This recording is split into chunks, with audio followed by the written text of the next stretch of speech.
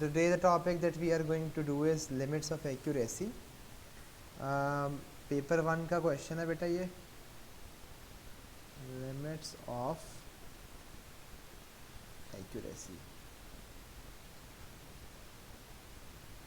ठीक है जी, पेपर 1 का ये क्वेश्चन है जो कि कैसे आता है। अच्छा, पहले इसको स्टार्ट करने से पहले there are a few things that I would like to discuss with you, that is 1 2 3 4.5 6 7। बेटा जान, ये जो नंबर है इसमें ये जो सेंटर में अगर आप गौर से देख रहे हैं बेटा जान, ये जो छोटा सा डॉट लगा है इसको कहते हैं डेसिमल। अगर आप में से किसी को नहीं है बात का आइडिया तो बेटा इसको कहते हैं डेसिमल। ठीक है, और ये जो डेसिमल के लेफ्ट पे नंबर्स लिखे हैं, बिल्कुल साथ वाला बिल्कुल लेफ्ट पे जो नंबर है उसे कहते हैं यूनिट्स। ठीक है, उससे साइड पे और लेफ्ट पे आए तो बेटा इसे कहते हैं टेंस, और लेफ्ट पे आए बेटा इसे कहते हैं हंड्रेड्स। ठीक है, और लेफ्ट पे आए तो बेटा इसे कहते हैं थाउजेंड्स, और ये सिनेरियो ऐसे ही आगे चलता है। ठीक है, अब अगर डेसिमल के राइट साइड पे आप जाएं तो बेटा जन जो पहला नंबर है डेसिमल के राइट पे इसे आप कहते हैं टेंथ। क्या कहते हैं? टेंथ। 10 के आगे एंड पे छोटा सा TH लगता है। ठीक है, 6 इसे क्या कहते हैं? हंड्रेड्थ। 100 के आगे छोटा सा TH लगता है। 7 ये कौन सी पोजीशन के ऊपर है बेटा? ये थाउजेंड, और आगे एंड पे छोटा सा TH। ठीक है, यहाँ तक कोई क्वेश्चन है, कोई क्वेरी है तो प्लीज़ आप पूछ सकते हैं बेटा। Okay, I think there is none. अच्छा, जो आज हमने लिमिट्स ऑफ एक्यूरेसी देखनी है उसमें है क्या, पहले तो ये समझ लें बेटा जान, जब भी एक नंबर है उसकी कोई ना कोई एग्जैक्ट वैल्यू होती है। अगर उसकी कोई एग्जैक्ट वैल्यू नहीं है, either you will have an exact value, either exact value होती है किसी चीज़ की। अगर एग्जैक्ट वैल्यू नहीं है देन दूसरी चीज़ क्या हो सकती है? There are going to be some limits to that thing, limits और रेंज ऑफ समथिंग। मतलब उसकी कोई मैक्सिमम वैल्यू होगी और कोई मिनिमम वैल्यू होगी, अगर उस नंबर की या उस चीज़ की कोई एग्जैक्ट वैल्यू नहीं है। अच्छा बेटा, अब जो उसकी मैक्सिमम वैल्यू होती है उसे हम कहते हैं अपर बाउंड। मैक्सिमम वैल्यू को हम कहते हैं अपर बाउंड, और मिनिमम वैल्यू को हम कहते हैं लोअर बाउंड। मिनिमम वैल्यू को हम कहते हैं लोअर बाउंड, और मैक्सिमम वैल्यू को हम कहते हैं अपर बाउंड।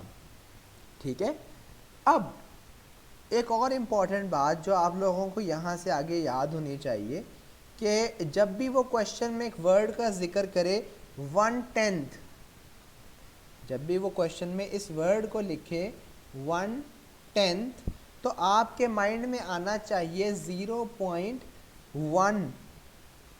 ठीक है, और जब भी वो क्वेश्चन में वर्ड जिक्र करे 100th तो बेटा 100th का मतलब आपके माइंड में आना चाहिए हमेशा 0.01।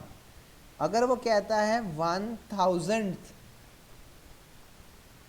तो इसका मतलब आपके माइंड में आना चाहिए 0.001। अगर यहाँ तक बेटा किसी को कोई क्वेरी है तो प्लीज़ पूछ लें।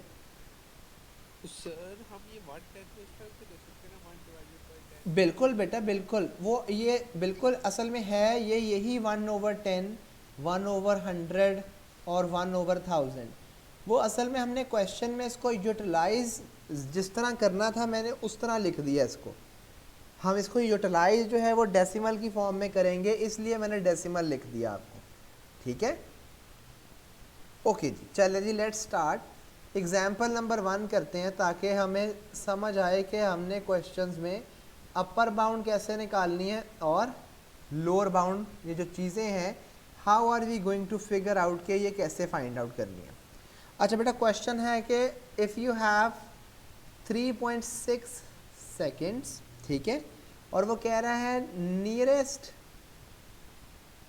Nearest tenth of a second, tenth of a second.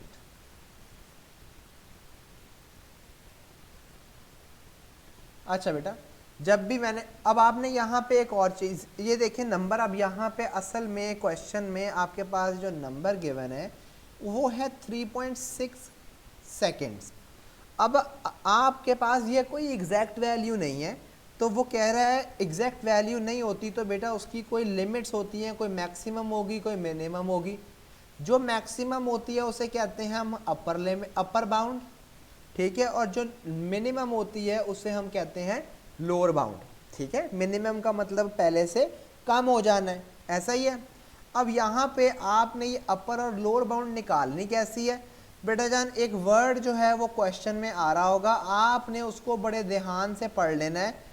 Nearest tenth, जो वर्ड क्वेश्चन में आ रहा होगा वो है नियरेस्ट टेंथ, ठीक है।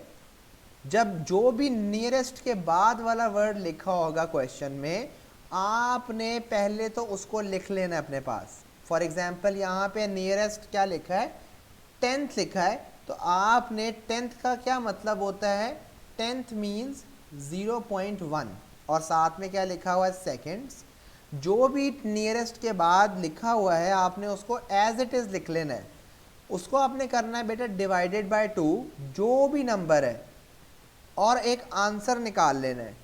फॉर एग्जाम्पल इस केस में 0.1 को अगर 2 से डिवाइड करें तो you are going to get 0.05 seconds, ठीक है जी बात। अब बेटा अगर आप ये जो आंसर आएगा, इस आंसर को अगर आप अपनी वैल्यू में ऐड कर दें, ठीक है, तो बेटा जान अपर बाउंड आ जाएगी आपके पास। और अगर आप इस वैल्यू को अपने क्वेश्चन में जो चीज़ दी हुई थी उसमें से सब्ट्रैक्ट कर दें तो आपके पास लोअर बाउंड आ जाएगी। अब बेटा 3.6 में 0.05 ऐड करें तो it is going to give you 3.65 seconds, और अगर आप इस चीज़ में से ये माइनस कर दें तो it is going to give you 3.55 seconds. बेटा जान ये जो ऊपर लिखा हुआ है ये वाली चीज़, इसे कहते हैं अपर बाउंड, और ये जो नीचे चीज़ लिखी हुई है बेटा इसे कहते हैं लोअर बाउंड। अगर कोई क्वेश्चन है तो बेटा जान प्लीज़ पूछ लें। इसका मतलब है एक्चुअली में क्या है आपके पास, it means that the minimum value is 3.55। किसकी मिनिमम वैल्यू, टाइम की, ठीक है। आपके टाइम की जो मिनिमम वैल्यू है वो है 3.55, और मैक्सिमम वैल्यू जो है आपके टाइम की वो कितनी है, 3.65। आपका टाइम जो है वो इन दो वैल्यूज़ के दरमियान में लाए करता है कहीं पे। जी क्लियर है बेटा बात। कोई क्वेश्चन है तो प्लीज़ पूछ लें बेटा। बेटा वो अभी और क्वेश्चंस करेंगे, आपको क्लियर हो जाएगी बातें, ठीक है। अगर आपने कोई चीज़ मिस कर दी है तो अभी क्लियर हो जाएंगी, क्योंकि हमने पहली एग्जाम्पल किया, आगे क्लियर हो जाएंगी। एग्जाम्पल बेटा 2 करते हैं। एग्जाम्पल नंबर 2, बेटा एग्जाम्पल नंबर 2 में वो कह रहा है 350 मीटर्स नियरेस्ट 10 मीटर्स। अच्छा अब बेटा जान हम लिमिट्स कर रहे हैं ना, तो लिमिट्स का मतलब होता है उनकी कोई मैक्सिमम वैल्यू और उनकी कोई मिनिमम वैल्यू, ठीक है।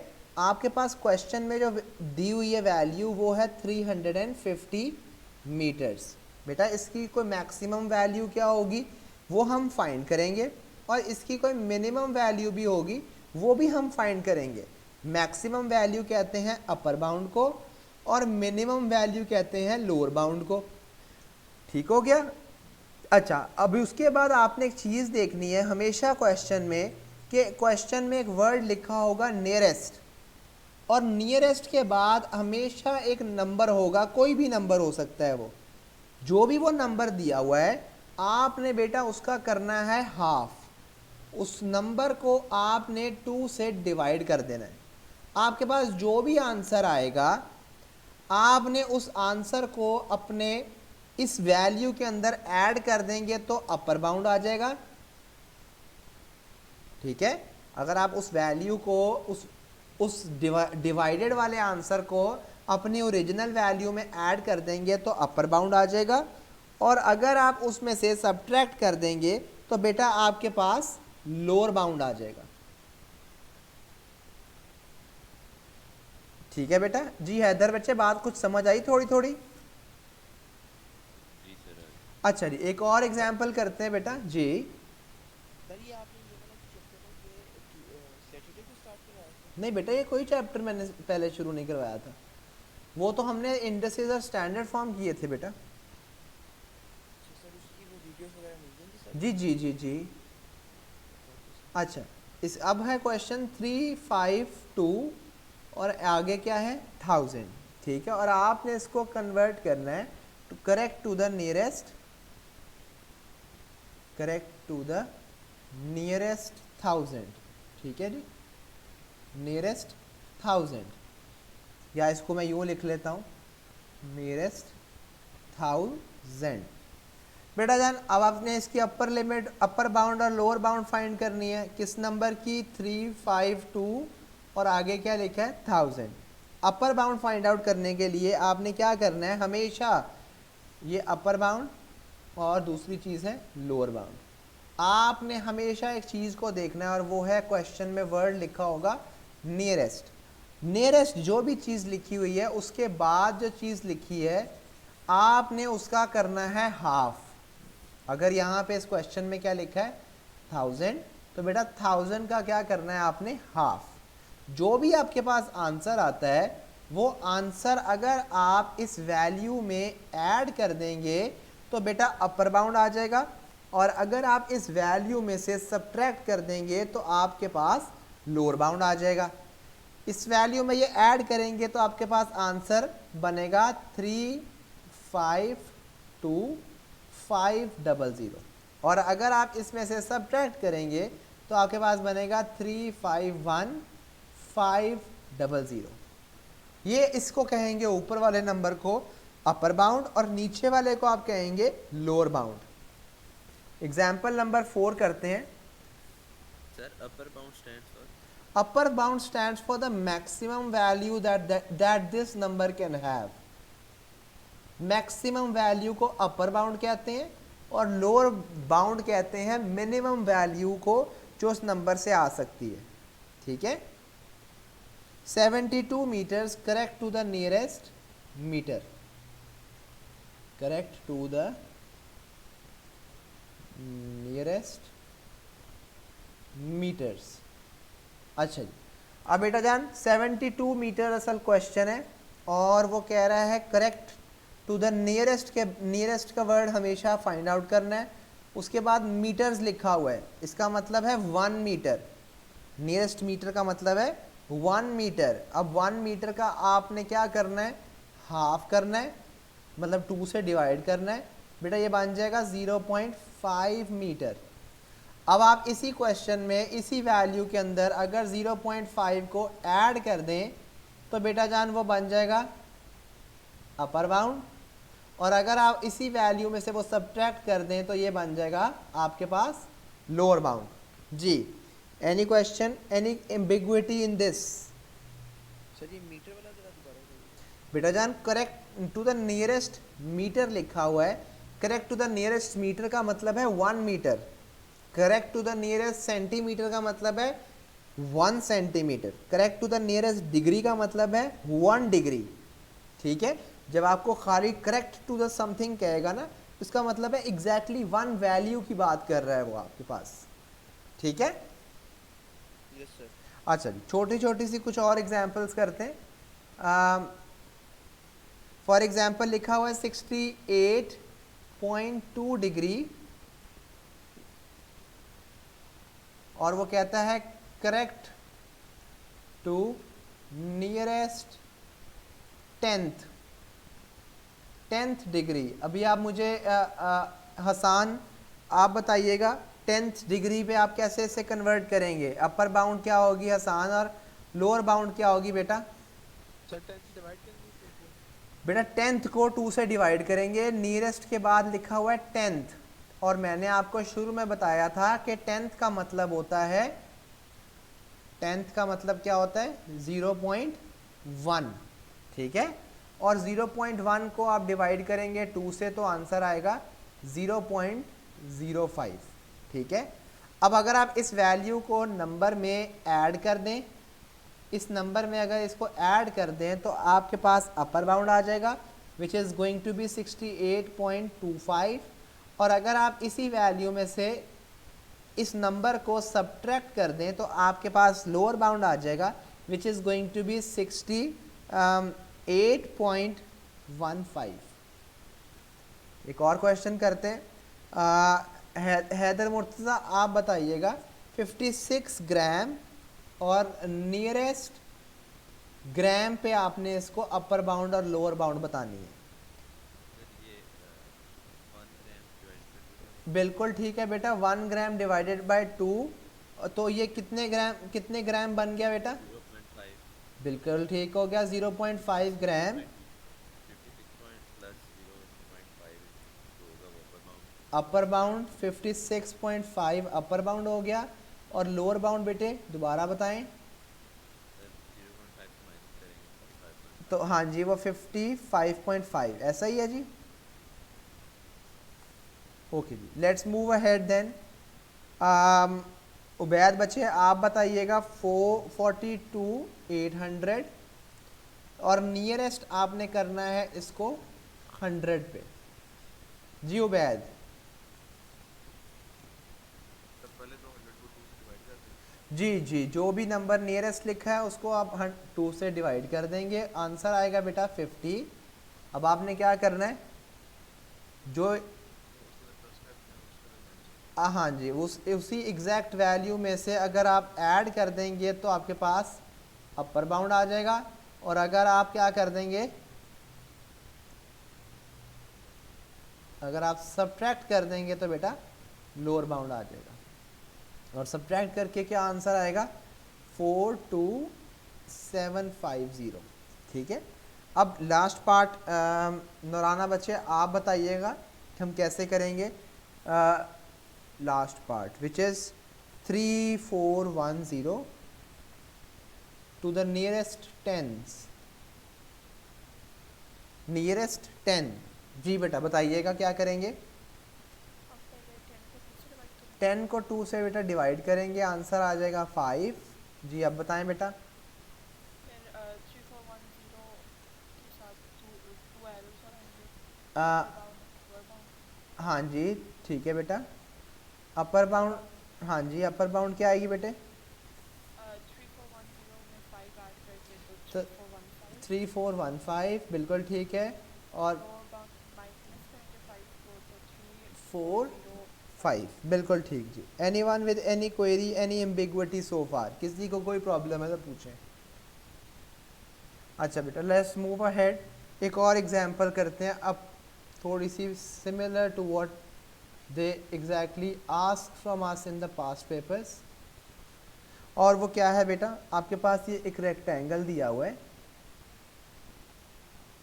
एक रेक्टेंगल है ये,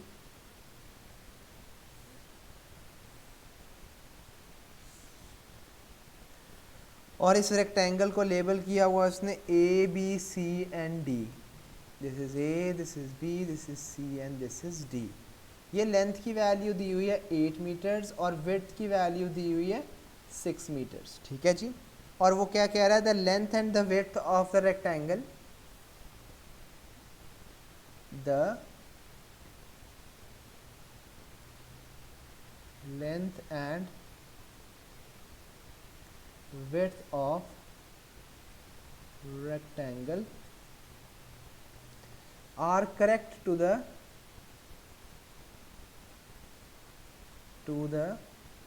nearest मीटर्स, ठीक है जी, नियरेस्ट मीटर्स है। फाइंड द अपर बाउंड, आपने क्या फाइंड करना है, अपर बाउंड, और दूसरी चीज आपने फाइंड करनी है लोअर बाउंड। और किस किस चीज़ की अपर बाउंड और लोअर बाउंड, बेटा जान आपने पहले लेंथ का अपर बाउंड और लोअर बाउंड बताना है, फिर दूसरी चीज़ आपने विड्थ का अपर बाउंड और लोअर बाउंड बताना है, फिर तीसरी चीज़ आपने पेरीमीटर का अपर बाउंड और लोअर बाउंड बताना है, और फिर चौथी चीज़ आपने एरिया का अपर बाउंड और लोअर बाउंड बताना है, ठीक है। अच्छा, let's start from the very start. पहले तो बेटा जान लेंथ का अपर बाउंड और लोअर बाउंड निकालते हैं। उसके लिए अगर आप क्वेश्चन में देखें तो उसने एक चीज़ बताई हुई है कि correct to the nearest metres. Correct to the nearest metres का मतलब है कि आपने नियरेस्ट मीटर का मतलब है 1 मीटर को डिवाइड कर देना है 2 के साथ, आंसर आ जाएगा 0.5 मीटर। अब अगर आपने लेंथ का अपर बाउंड निकालना है तो कैसे आएगा, और लोअर बाउंड क्या आएगा, लेंथ का अपर बाउंड आएगा बेटा 8.5 मीटर, और ब्रेड्थ का अपर बाउंड लेंथ का लोअर बाउंड आएगा 7.5 मीटर्स, ठीक है क्वेश्चन था जी बेटा। सर, ये डायग्राम बनानी जरूरी है और साइड में कौन ये बनानी है, बना लें आप। ये जरूरी तो नहीं है एरो। नहीं नहीं नहीं नहीं, एरोस के बगैर भी आप कर सकते हैं, ठीक है। अच्छा, उसके बाद बेटा जान ये विड्थ हमें दी हुई है, इसका भी अपर बाउंड और लोअर बाउंड बनाना है। बेटा जान विड्थ हमारे पास कितनी है, हमें पता है 6 मीटर्स है। 6 मीटर्स का अपर बाउंड और 6 मीटर्स का लोअर बाउंड। अपर बाउंड अगर आप देखें तो वो होगा 6.5 मीटर्स, और लोअर बाउंड क्या होगा 5.5 मीटर्स, ठीक है। बेटा जान ये दो पार्ट्स हमने कर लिए, लेंथ और विड्थ का हमने अपर बाउंड भी निकाल लिया और लोअर बाउंड भी निकाल दिया। अब थर्ड पार्ट पे चलते हैं। बेटा जान थर्ड पार्ट में वो क्या कह रहा है हमें, थर्ड पार्ट में वो हमें कह रहा है पेरीमीटर निकालने को, ठीक है। और रेक्टेंगल का पेरीमीटर निकालने का फॉर्मूला होता है 2 × L+B, ये फॉर्मूला है। पेरीमीटर का फॉर्मूला होता है sum of all sides, sum of all outer sides. तो बेटा जान वो हम इस केस में कैसे निकालेंगे, 2 × L+B, ठीक है। अब हमारे पास यहाँ पे वो कह रहा है आपने पेरीमीटर का भी अपर बाउंड भी बताना है और पेरीमीटर का लोअर बाउंड भी बताना है। अब बेटा अपर बाउंड का मतलब होता है मैक्सिमम वैल्यू और लोअर बाउंड का मतलब होता है मिनिमम वैल्यू। अब आप लोगों ने मुझे सोच के बतानी है हसन खालिद कि आपके पास पेरीमीटर की मैक्सिमम वैल्यू कैसे आ सकती है, how can you have a maximum value of the perimeter. अब आपको एक बात माइंड में याद रखनी है कि लेंथ की भी 2 वैल्यूज़ हैं और विड्थ की भी अब आपके पास 2 वैल्यूज़ हो गई हैं, एक रेंज ऑफ वैल्यूज़ हो गई हैं। तो which values are you going to use to find the perimeter so that you get a maximum value, on which values of length and width are you going to use so that you can have a minimum value of the perimeter. Sir perimeter की maximum value निकालने के लिए use length और width की upper bound. yes, very good, बिल्कुल ठीक है बेटा। बस आप मैक्सिमम वैल्यूज अपर बाउंड को यूज करेंगे तो you are going to have a maximum value of the perimeter. आपके पास पेरीमीटर की भी मैक्सिमम वैल्यू आएगी which is going to be 30 metres. और इसी तरह अगर आपने इसकी लोअर बाउंड निकालनी है पेरीमीटर की लोअर बाउंड, तो what are you just going to use, you are going to use the lower bounds of the length and the width. आप लेंथ और विड्थ दोनों का लोअर बाउंड यूज करेंगे तो आपके पास पेरीमीटर का भी लोअर बाउंड आएगा which is going to be 7.5 plus 5.5। जी बेटा, एनी क्वेश्चन, हसान बच्चे कोई क्वेश्चन है तो प्लीज पूछें। No sir. ओके जी, 26 metre is going to be the lower bound for the perimeter. जी सर पेरीमीटर को जो है हम L जावे एल प्लस टी भी कर सकते हैं ना? नहीं, L plus B plus L plus B, मतलब एल प्लस बी को दो दफ़ा एल को ऐड और दो दफ़ा बी को ऐड करेंगे, ठीक है। Okay sir. अच्छा, अब आगे वो कह रहे हैं कि एरिया का भी अपर और लोअर बाउंड बताएं। एरिया का अपर बाउंड, मैं पहले एरिया का फॉर्मूला लिख दूं आपको बेटा। जन एरिया का फॉर्मूला होता है लेंथ टाइम विड्थ, ठीक है। अब how can you have the upper bound of the area Haider Murtaza?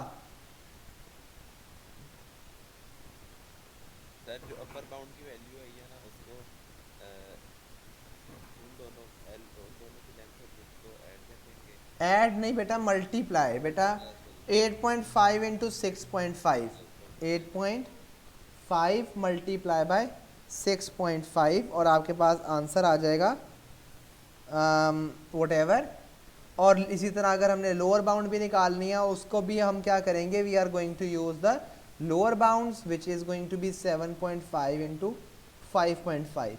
इन दोनों आंसर्स, एक अपर बाउंड आएगा एरिया का और ये एक लोअर बाउंड आएगा इस पूरे शेप का, ठीक है जी। एक और क्वेश्चन करते हैं बेटा पास्ट पेपर से, एग्जाम्पल नंबर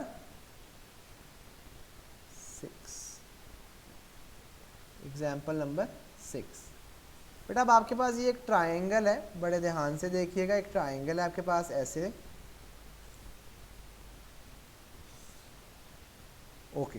अब ये ट्रायंगल में आपके पास तीन साइड्स हैं, ये ए है, ये बी है और ये सी है। ये ए का जो एंगल है वो बेटा 95.6 है डिग्रीज और जो बी का एंगल है वो 35.2 डिग्रीज, ठीक है। अब वो आपसे क्या कहना चाह रहा है, वो कह रहा है कि जो एंगल्स हैं, angle A and angle B are to the nearest 10th of a decimal, nearest are to the nearest 10th of the degrees,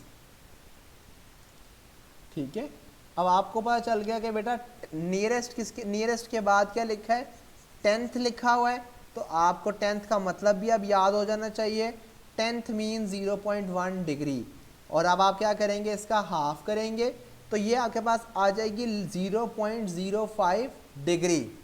अच्छा, पहले पार्ट में आपने दो चीज़ें फाइंड करनी है, यहाँ पे आपने अपर बाउंड फाइंड करना है और आपने लोअर बाउंड फाइंड करना है। किस किस का, ज़रा देखिएगा आप, एंगल ए का भी, आपने एंगल बी का भी और आपने बच्चे एंगल सी का भी, ठीक है।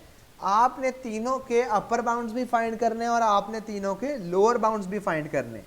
चले एंगल ए की बात करते हैं बेटा। एंगल ए की एग्जैक्ट वैल्यू हमें दी हुई है विच इज़ 95.6। अगर आपने इसका अपर बाउंड निकालना है तो ये 0.05 को इसमें ऐड कर दें तो ये आपको देगा 95.65 डिग्रीज। और अगर आप इसका लोअर बाउंड निकालना चाह रहे हैं तो बेटा यार इसका लोअर बाउंड कैसे आएगा, इसमें से आप माइनस कर देंगे and it is going to give you 95.55 degrees, ठीक है। ये ऊपर वाले को आप अपर बाउंड कहेंगे और नीचे वाले को बेटा आप लोअर बाउंड कहेंगे। इसी तरह अगर हम एंगल सी की बात करें तो एंगल सी की जो एग्जैक्ट वैल्यू है वो कितनी है, 35.2। इसका अपर बाउंड कैसे आएगा और लोअर बाउंड कैसे आएगा, जब आप ऐड कर देंगे यही 0.05 को तो 35.25 डिग्रीज। और लोअर बाउंड कैसे आएगा, अगर आप 35.2 में से इस चीज़ को माइनस कर दें which is going to give you 35.15 degree, ठीक है जी।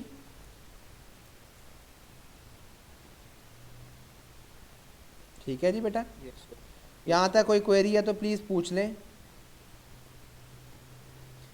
ओके, अब बेटा जान एंगल बी का भी हमने निकाल लिया और एंगल ए का भी हमने निकाल लिया। अब बात आती है एंगल सी की। अब एंगल सी जो है, अगर आपको मैं नॉर्मली क्वेश्चन देता कि find out the value of angle C, तो आप क्या करते, आप 180 में से बाकी दो एंगल्स का जो सम है उसको सब्ट्रैक्ट कर देते, ऐसा ही था। आप दोनों, एंगल सॉरी एंगल बी जो है उसको हम कैसे फाइंड आउट करते, 180 में से बाकी दो एंगल्स को का सम जो है वो माइनस कर देते, ऐसा ही है बेटा जान। अब एंगल बी की अपर बाउंड कैसे आएगी और लोअर बाउंड कैसे आएगी बेटा जान। एंगल बी की अपर बाउंड आएगी अगर आप यहाँ पर ए और बी का जो सम है अगर वो ज़्यादा आएगा तो एंगल बी की वैल्यू जो है उसके अंदर क्या हो जाएगा, कमी हो जाएगी। और अगर ये सम जो है कम होगा, इनकी इसकी ये जो बाद में लिखा हुआ है माइनस होने वाली चीज़ अगर ये छोटी होगी तो बेटा आंसर क्या आएगा, माइनस करके बड़ा आएगा।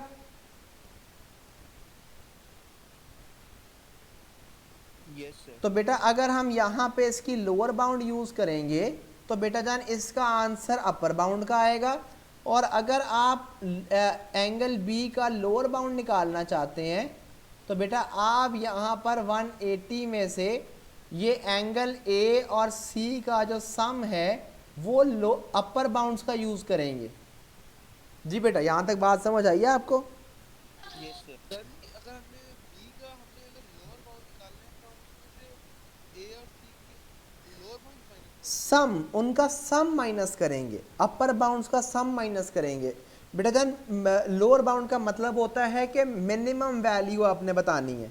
अब आप मुझे बताएं 180 में से आप अगर छोटा नंबर माइनस करेंगे तो बड़ी वैल्यू आएगी या बड़ा नंबर माइनस करेंगे तो छोटी वैल्यू आएगी?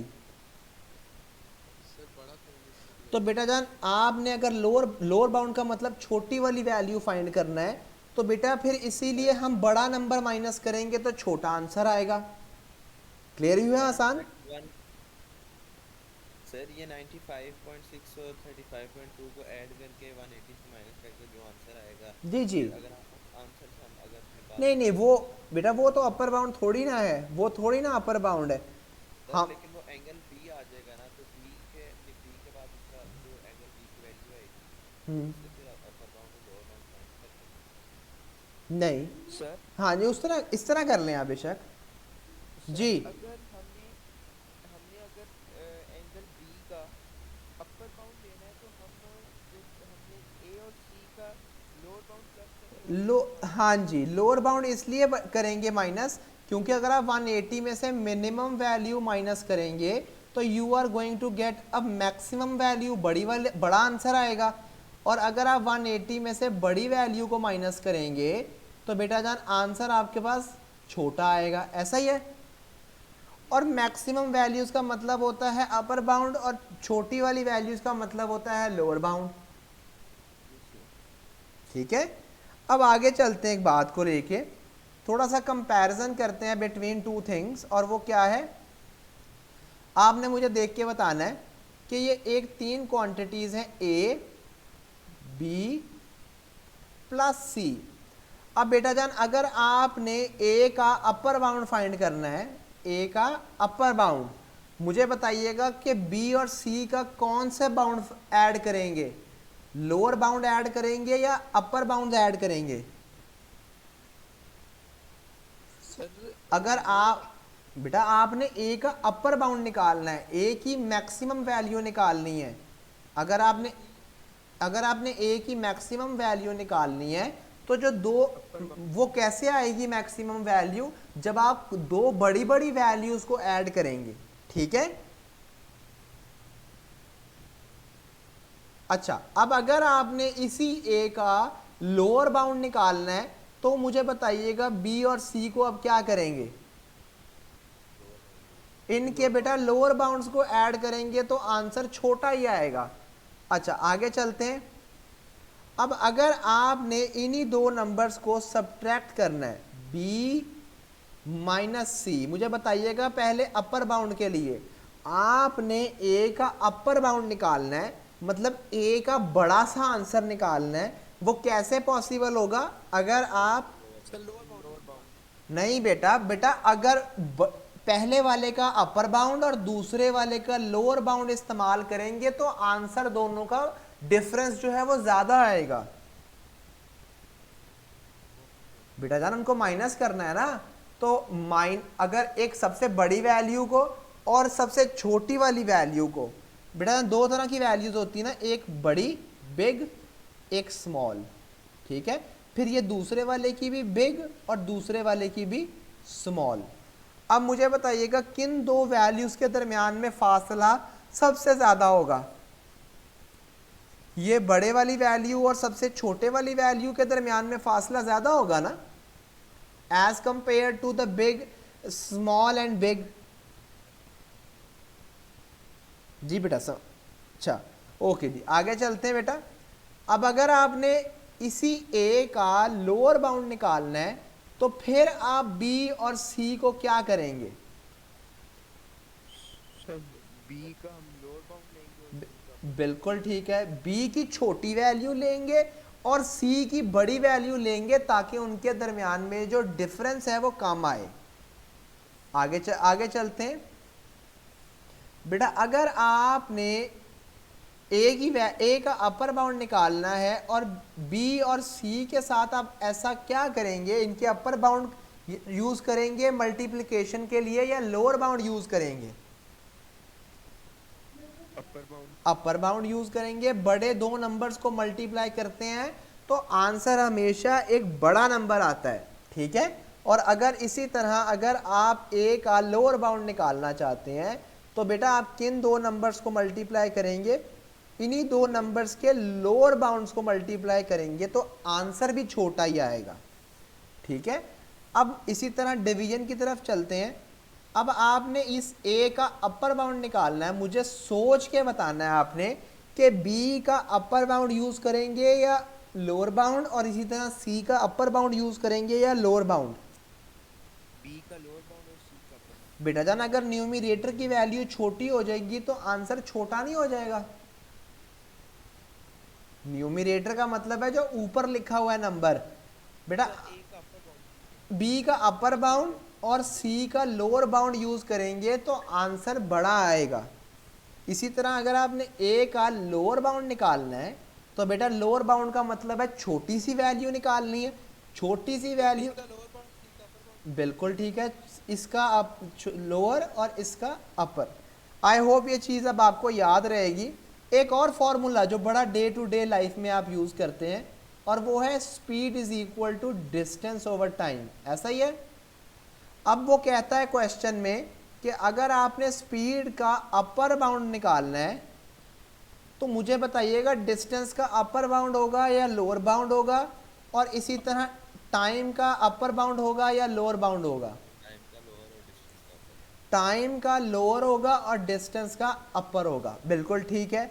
और इसी तरह स्पीड का अगर आपने लोअर बाउंड निकालना है तो डिस्टेंस जो है वो कौन सा बाउंड होगा और टाइम कौन सा बाउंड होगा?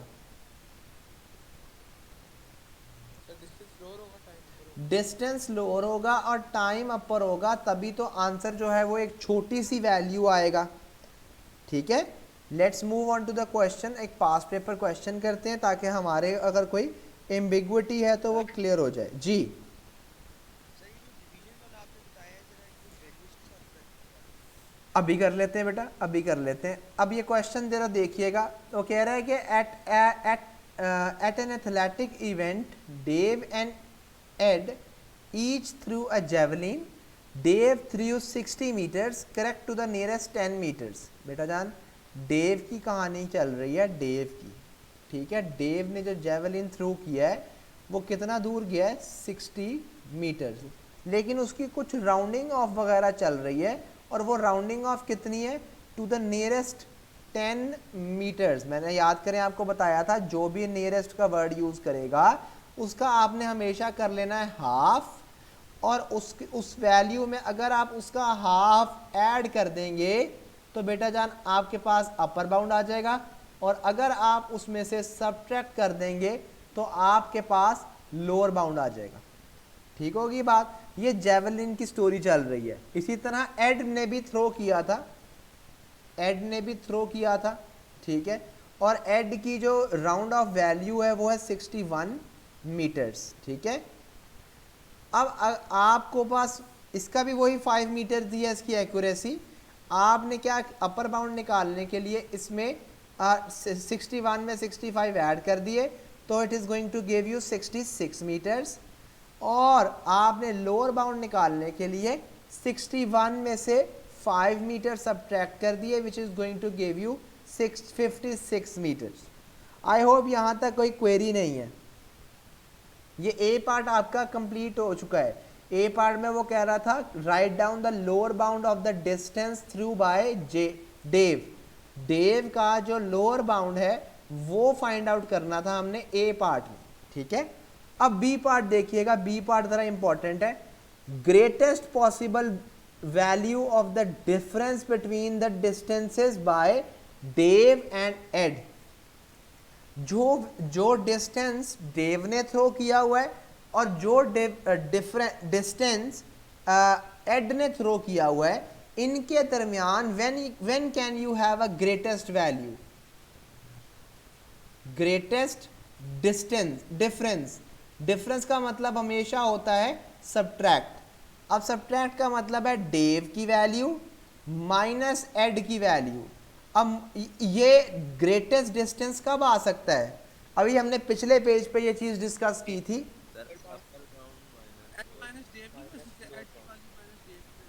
नहीं ना, क्योंकि हाँ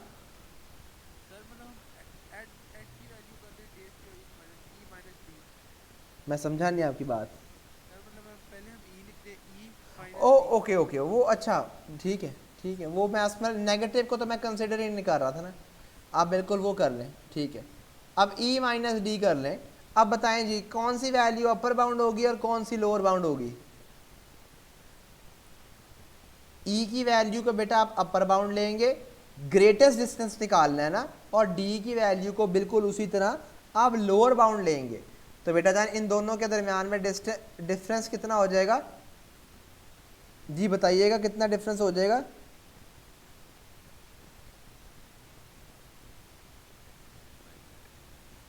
जी बेटा, लेकिन यहाँ पे एक चीज़ क्वेश्चन में आप भी ओवरलुक कर गए बेटा। यहाँ पे एड का लिखा हुआ है करेक्ट टू नियरेस्ट मीटर। अगर आप एड को ज़रा ध्यान से देखें तो एड का कुछ और लिखा हुआ है। एड के लिए ये स्टोरी नहीं थी, एड के लिए नियरेस्ट मीटर लिखा हुआ है। नियरेस्ट मीटर का क्या मतलब है? 1 मीटर, और 1 मीटर को डिवाइडेड बाय 2 करेंगे तो 0.5 मीटर। अगर इसका आप अपर बाउंड फाइंड करेंगे एड का तो वो कितना आएगा? 61.5, और लोअर बाउंड क्या आएगा? 60.5। अच्छा बेटा, अगर आप इनका डिफरेंस फाइंड आउट करना चाह रहे हैं, अब मुझे बताइएगा किस तरह डिफरेंस फाइंड आउट करेंगे? किसकी वैल्यू ज़्यादा लेंगे? अपर बाउंड लेना है आपने एड का। चले करके देख लेते हैं आप। ओके ठीक हो गया, अब ये देख लेते हैं, करके देख लेते हैं। 61, एक का अपर लेना है और दूसरे का लोअर लेना है ना, ये बात तो एग्री करते हैं ना आप? एक का अपर और एक का लोअर लेना है ना, तो 61.5 माइनस 55, इसका आंसर आएगा कुछ लाइक 6.5, ठीक है। अब दूसरा opposite way, other way around भी करके देख लेते हैं, ठीक है। हालांकि उसने क्वेश्चन में लिखा हुआ है कि पहले ये, अच्छा खैर यहाँ पे देख लें। अब दूसरा अदर वे अराउंड भी करके देख लेते हैं आप। ये बेटा इसका अपर बाउंड कितना है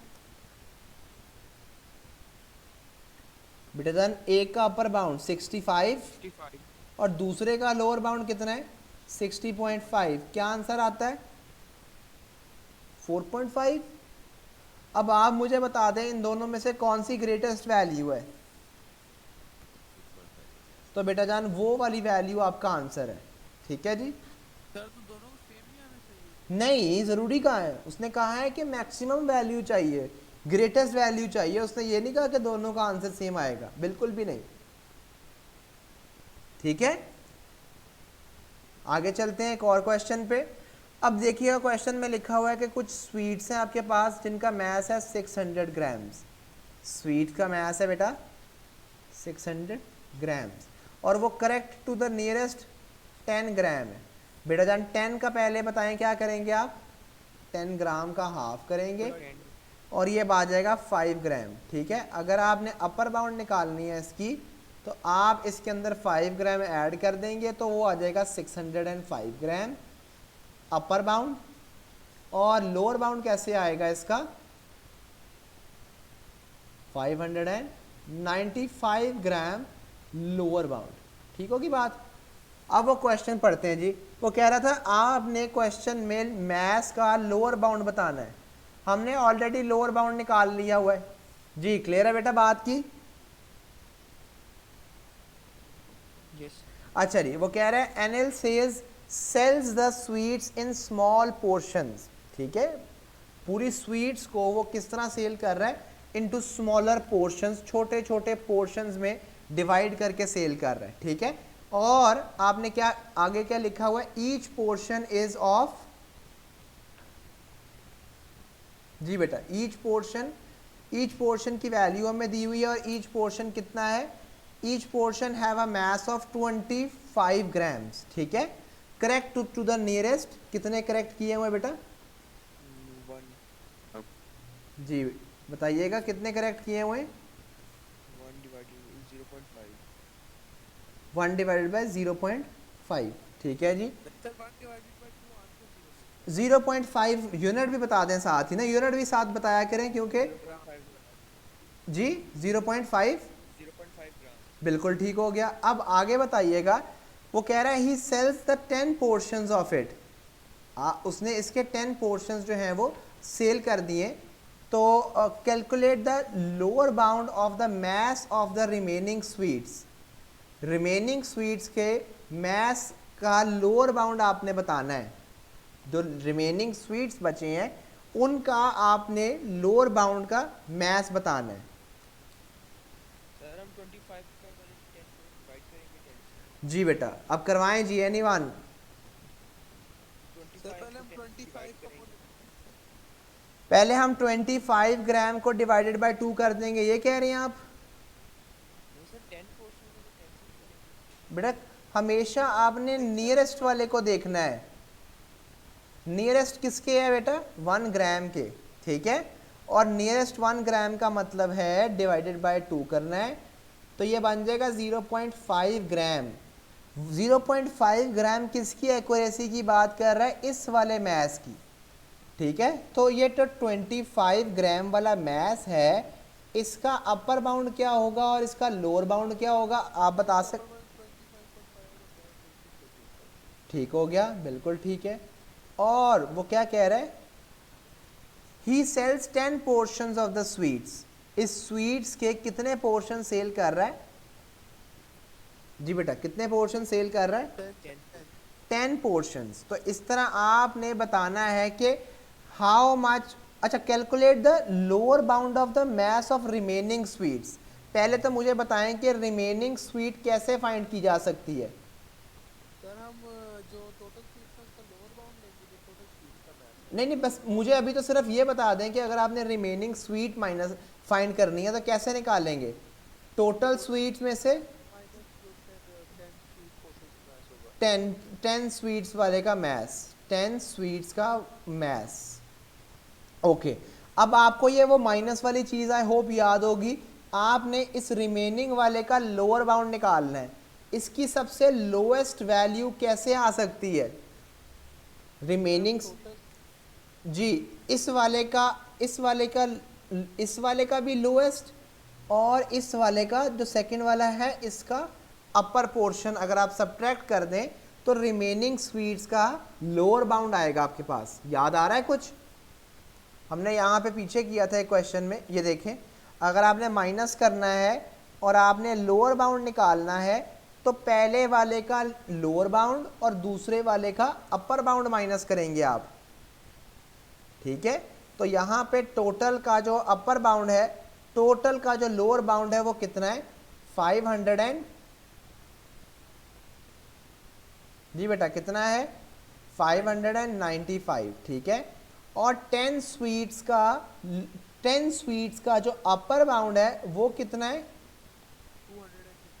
225.5 मल्टीप्लाई बाय 10 और ये आएगा 255। अच्छा जी, अब ये माइनस करके बताइएगा क्या आंसर आता है इन दोनों का?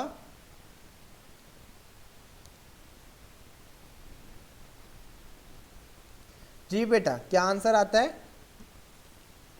340 gram 340 grams will be the lower mass. जी एनी क्वेरी? नेक्स्ट क्वेश्चन पे चलते हैं जी। वो कह रहा है a box has a mass of 101.7 kg, correct to the nearest 0.1 kg। अब हम इसका लोअर बाउंड और अपर बाउंड दोनों निकालते हैं। जिसके भी नियरेस्ट जा रही होती है बात, मैंने अभी आपको बताई थी बात कि बेटा जिसके भी नियरेस्ट जाती है हम उसका हाफ फाइंड कर लेते हैं। वो क्या आएगी? 0.05 kg। ठीक है।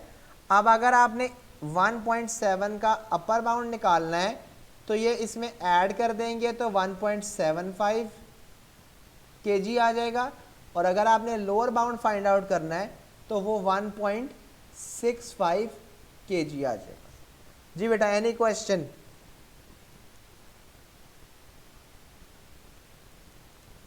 ओके जी आगे चलते हैं बेटा। वो आगे कह रहा है द बॉक्स होल्ड्स 100 जार्स। ठीक है, उस बॉक्स के अंदर कितने जार्स हैं? 100 जार्स हैं। और वो कह रहा है each jar has a mass of 140 grams. Her jar का जो मैस है वो 140 ग्राम्स है।